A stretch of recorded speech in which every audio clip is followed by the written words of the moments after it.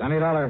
Pat McCracken, Johnny, Universal Adjustment Bureau. Pat, haven't had an assignment from you in, several days. Yes, I know. Now, listen, this expense account of yours. Huh? On that case you just finished. Oh, now listen, Pat, after all these years, and I not only gave you a full report, but an itemized statement. I know. That expense account was completely legitimate from start to finish. Every single item was money out of my own pocket that I spent to solve that case. What case? The one you're talking about, the one I handled for you last week, whatever it was. You don't remember what it was. Well, what difference does it make? All I'm saying is that whatever expenses I put down there were completely You justified. remember what the total came to? I haven't the least idea. Then let me remind Oh, you. now, look, that's Johnny, beside the point. You exactly $12.30. Well, I tell you, every penny of it was $12.30. That's right. Now, do you blame me for thinking maybe you were sick or something? Oh, no. And I thought you were...